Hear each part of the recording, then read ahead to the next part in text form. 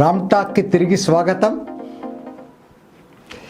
శనివారం రాత్రికి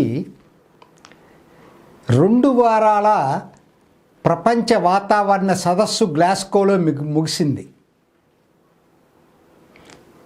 ప్యారిస్ ఒప్పందం తర్వాత ప్రాధాన్యత సంతరించుకున్నటువంటి వాతావరణ సదస్సు ఇంగ్లాండ్లోని గ్లాస్గో సదస్సు. ఇది తీసుకున్న నిర్ణయాలు శనివారం అసలు ఒప్పందం కుదురుతుందా లేదా అని చివరిదాకా ఉత్కంఠ భరితంగా ఉన్నటువంటి సదస్సు అంతిమంగా కొన్ని నిర్ణయాలు తీసుకుంది. ఆ నిర్ణయాలు ఏంటంటే భూతాపాన్ని 1.5 డిగ్రీలకు ఈ శతాబ్దపు చివరికి ఉష్ణోగ్రత ఆ లెవెల్లో మెయింటైన్ చేయటం, అంతకన్నా పెంచకుండా ఉండేటట్టుగా చూడటం, ప్రీ ఇండస్ట్రియల్ బేస్ చేసుకొని అది ప్రధానంగా అది దాని బేస్ పాయింట్. అది దానికి సంబంధించిన నిర్ణయాలు ఏంటంటే బొగ్గు ఉత్పత్తిని దఫాల వారీగా తగ్గించటం, అంటే అంతిమంగా దాని ధ్యేయం పూర్తిగా బొగ్గును నిషేధించటం.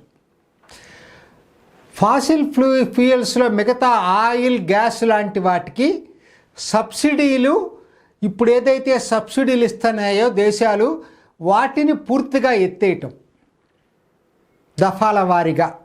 అది కూడా కానీ వాటి మీద నిషేధం, ఉత్పత్తిని ఆపటం గురించి ఏం మాట్లాడలేదు. ఆయిల్, గ్యాస్ ఉత్పత్తి ఆపటాన్ని గురించి నిర్ణయాలు లేవు. బొగ్గు ఉత్పత్తి ఆపటాన్ని గురించి నిర్ణయం. దాని గురించి తర్వాత వివరిస్తాను. ఆ తర్వాత దీన్ని 2030 కల్లా, అంటే ఈ దశాబ్దపు చివరికల్లా కార్బన్ ఎమిషన్స్ ఏదైతే ఉన్నాయో వాటిని సాధ్యమైనంత వరకు ఇప్పుడు ప్యారిస్ ఒప్పందంలో తీసుకున్న దానికన్నా కూడా ఇంకా తగ్గించి చేసుకునేటట్టుగా వచ్చే సంవత్సరం లోపల దాని మీద నిర్ణయం తీసుకోవటం, వచ్చే సంవత్సరం లోపల. తర్వాత అభివృద్ధి చెందిన దేశాలు $100 బిలియన్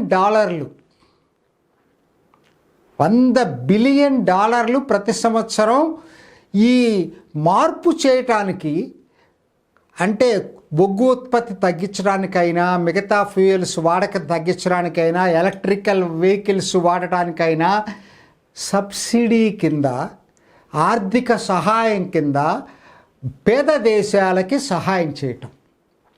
యాక్చువల్గా ప్యారిస్ క్లైమేట్లోనే ఈ ఒప్పందం జరిగినా అది వాళ్ళు చెప్పిన 2020కి అమలు చేయలే. మరలా ఇప్పుడు చెప్తున్నారు, చూద్దాం ఏం జరుగుతుందనేది. అలానే అడవుల పెంపకంపై ఒప్పందం. ఇవి ప్రధానంగా ఈ క్లైమేట్ గ్లాస్గో వాతావరణ సదస్సు తీసుకున్నటువంటి నిర్ణయాలు. అయితే ఇందుట్లో ఈసారి భారత్ పాత్ర చాలా ప్రముఖంగా ఉంది. ముఖ్యంగా ప్రధానమంత్రి భారత్ తరఫున చేసిన ప్రసంగం హాజరైన 200 దేశాల ప్రతినిధుల్ని ఆకట్టుకుంది. ఎందుకంటే 2030 దశకం చివరికి స్పెసిఫిక్గా ఇదిగో ఇవి మేము చేయబోతున్నామని చెప్పి భారతదేశం ప్రకటించింది ప్రధానమంత్రి సమావేశంలో. ఏంటవి? అంతకుముందు 450 గెగావాట్ల రెన్యూవబుల్ ఎనర్జీ, పునరుత్పత్తి విద్యుత్తు ఏదైతే ఉత్పత్తి చేస్తామని టార్గెట్ తీసుకున్నారో దాన్ని ఇంకా 50 గెగావాట్లు పెంచి 500 గెగావాట్లు విద్యుత్ పునరుత్పత్తికి ప్రణాళిక అనౌన్స్ చేయటం. అంటే 2030 కల్లా 500 గెగావాట్ల రెన్యూవబుల్ ఎనర్జీని తయారు చేస్తాం ఆయన ప్రకటనలోని సారాంశం. అసలు 2030 కల్లా మేము వాడే ఎనర్జీలో 50% రెన్యూవబుల్ ఎనర్జీ ఉంటుంది. 50%. అంటే అప్పటిదాకా ఆ 50% క్లీన్ ఎనర్జీ కిందే లెక్క. మొత్తం క్వాంటమైజ్ చేస్తే 2030 కల్లా 1 బిలియన్ టన్నుల కార్బన్ గ్యాసు ఉత్పత్తిని తగ్గించుకోవటం, కార్బన్ ఎమిషన్స్ని. అలానే 2030 కల్లా మొత్తం వాహనాల్లో 50% కరెంటుతో నడిచే విద్యుత్ వాహనాలనే వాడటం. అద్భుతమైనటువంటి ప్రణాళికగా వాతావరణ ప్రతినిధులందరూ కూడా శ్లాఘించారు. ఇంకొకటి, అన్ని దేశాలు ప్రకటిస్తున్నాయి, భారతదేశం ప్రకటించట్లేదు. స్పెసిఫిక్గా నెట్ జీరో కార్బన్ ఎమిషన్స్ అంటే ఒక తేదీ తర్వాత అసలు కార్బన్ అనేది ఈ దేశం ఉత్పత్తి చేయదు అని మీరు ఎప్పటికి ప్రకటిస్తారంటే 2070 కల్లా, అంటే ఇప్పటి నుంచి 50 సంవత్సరాల కల్లా జీరో నెట్ కార్బన్ ఎమిషన్స్కి భారతదేశం కట్టుబడి ఉంది. ఇది కూడా ప్రపంచ ప్రతినిధులందరూ హర్షించారు.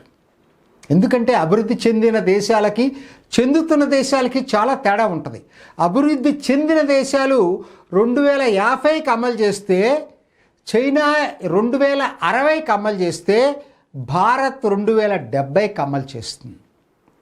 అది వాళ్ళు 2050 అమలు చేసిన దానికన్నా చాలా కష్టం భారత్కి. అది ప్రపంచ వాతావరణ సదస్సు ప్రతినిధులందరూ గుర్తించారు, సాహసోపేత నిర్ణయంగా శ్లాఘించారు.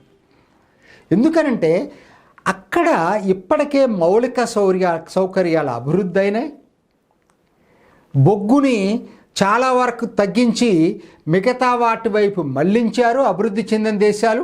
ముఖ్యంగా వాళ్ళకి డబ్బులు ఉన్నాయి. భారత్ అతిపెద్ద దేశం, ఇప్పుడు 5వ 6వ అతిపెద్ద ఆర్థిక వ్యవస్థ అన్న వ్యక్తిగత ఆదాయం చూసుకున్నప్పుడు, వ్యక్తిగత జీడిపి చూసుకుంటే మనం లోయర్ మిడిల్ క్లాస్ కేటగిరీలోనే ఉన్నాం. $2,000 అటు ఇటుగా ఉన్నాం. చైనా $12,000 పర్ క్యాపిటా జీడిపి, అదే అమెరికా సుమారుగా $50,000. సో మనం ఎక్కడో దిగునున్నాం. అయినా మనం కూడా 2070 కట్టుబడ్డాం. ఎందుకనంటే ప్రకృతి మీద అభిమానం, ఈ భూమిని రక్షించుకోవాలనే తపన, అది భారతీయుల నరాల్లో ఉండిపోవటం, ప్రకృతితో మమేకమైపోవటం, ఇవన్నీ కూడా మనం ఎంత కష్టమైనా సరే మనం కూడా మన వంతు తోడ్పాటు ఇవ్వాలనే దీంతో ఈ నిర్ణయాలు ప్రకటించడం జరిగింది. నిజంగా చెప్పాలంటే భారత్ ప్రతిష్ట గ్లాస్గో సదస్సుతో ఒక్కసారిగా పెరిగిపోయింది. ఇందాక చెప్పినట్టుగా 2030 టార్గెట్లు ఏదైతే ప్రధానమంత్రి ప్రకటించాడో అది భారత్పై విశ్వాసం ప్రపంచానికి పెరిగింది. దాంతోపాటు అసలు భారతే అంతర్జాతీయ సౌర సమాఖ్యను ఏర్పాటు చేసింది. International solar alliance. మన భారతే హెడ్ క్వార్టర్స్, ఢిల్లీ గురుగావ్లో హెడ్ క్వార్టర్స్ పెట్టారు. మనమే మొదలుపెట్టాము ఆ చొరవ తీసుకొని. మనము ఫ్రాన్స్తో మొదలు పెడితే సదస్సు రోజుకి 100 దేశాలు చేరినాయి. అందుట్లో ప్రపంచంలో 101వ దేశంగా అమెరికా కూడా చేరింది. దానితో ఇంకా భారత్ ప్రతిష్ట పెరిగింది. అదే కాదు, ప్రత్యేకంగా ఈ గ్లాస్గో సదస్సులో ప్రధానమంత్రి ఒక ఈవెంట్ చేశాడు.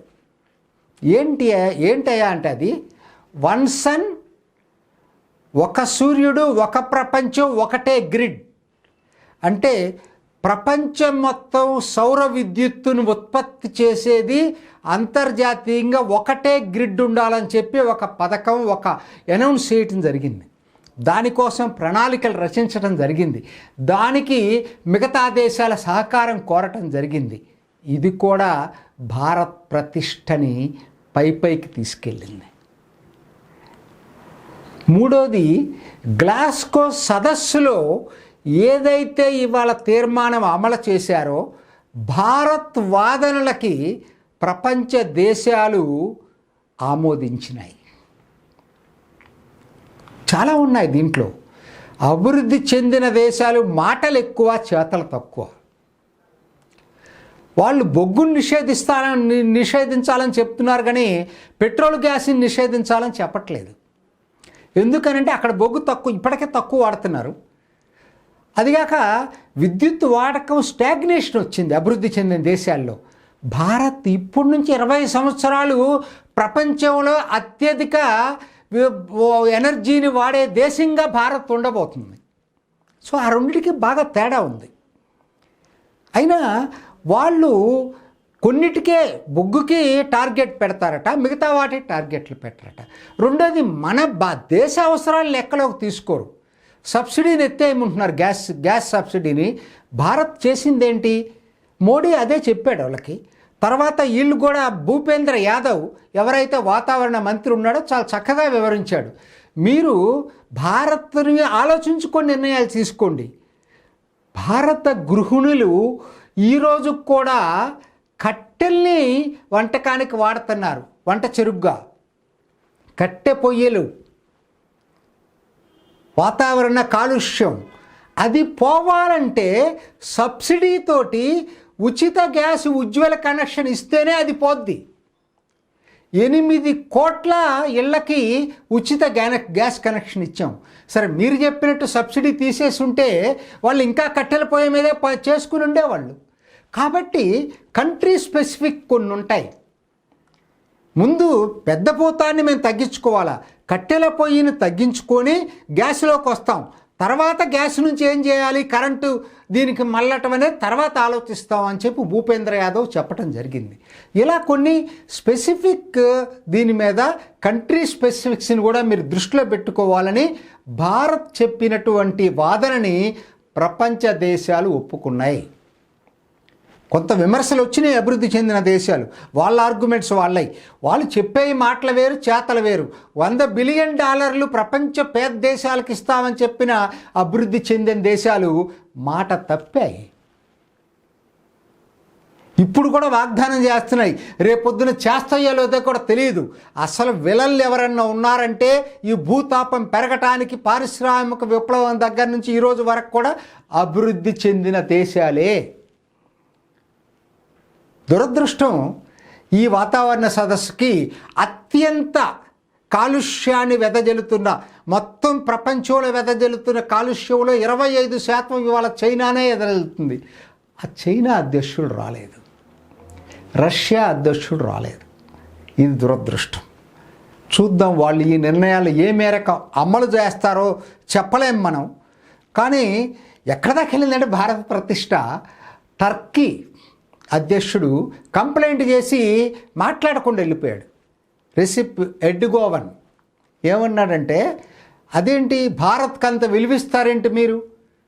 హోస్ట్ కంట్రీగా ఇంగ్లాండ్కి సపరేట్ ప్రత్యేక సదుపాయాలు కల్పించారు, అమెరికాకు కల్పించారు, మూడో దేశంగా భారత్కి కల్పించారు. అది ఆయన కంటగింపుగా మారింది. కంటగింపుగా మరి భారత్కి ఇటువంటి సదుపాయాలు కల్పించడం అన్యాయం అన్నాడు. ఎందుకనంటే ప్రపంచంలో ప్యారిస్ క్లైమేట్ తర్వాత ఆ ఒప్పందాన్ని అమలు చేస్తూ దాదాపు 125-130 గిగావాట్ల రెన్యూబుల్ ఎనర్జీని తయారు చేసింది భారత్. భారత్ అంటే అందుకనే ప్రపంచానికి గౌరవం ఉంది. ఎందుకు ఆయన అలిగిపోయాడో ఎవరికి తెలియదు. అయినా ప్రపంచ దేశాలు దాన్ని ఏం కేర్ చేయలేదు.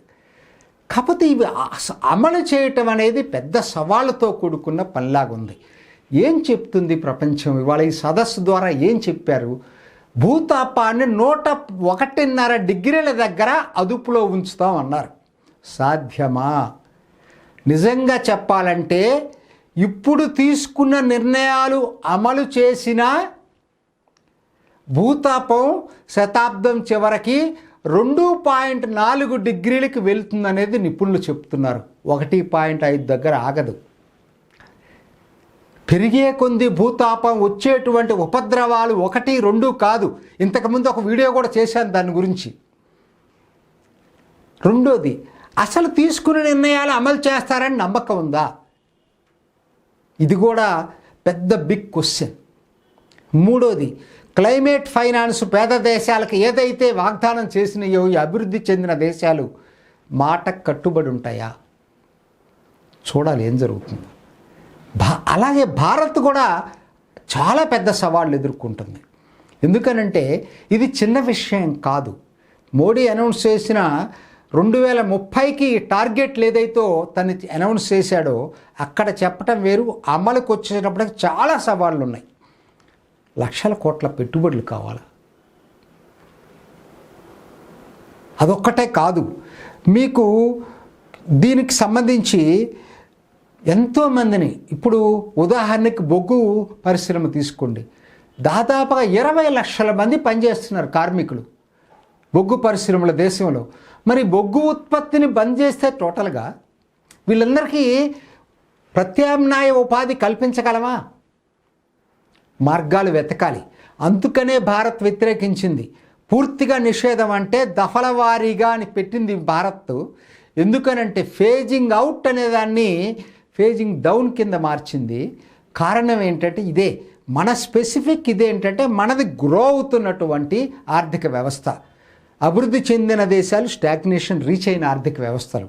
సో ఎందుకు చెప్పాల్సి వస్తుందంటే ఇదంతా కూడా భారత్ అతిపెద్ద సవాళ్ళు, ఎన్నో పెట్టుబడులు, వీళ్ళందరినీ మళ్ళీ వేరేగా స్కిల్స్ వేరే దీంట్లోకి మార్చాలి, నైపుణ్యంలోకి. అట్లానే మ్యానుఫ్యాక్చరింగ్ తయారీ సెక్టర్ కూడా ఇట్లా మారటం అనేది, ట్రాన్సిషన్ అనేది చాలా ఖర్చుతో కూడుకున్న పని. ఇప్పటి వరకు మన రెన్యూవబుల్ ఎనర్జీకి సబ్సిడీ అంతా కూడా భారత ప్రభుత్వమే ఇస్తుంది తప్పితే ప్రపంచ అభివృద్ధి చెందిన దేశాలు పైసా ఇవ్వలేదు.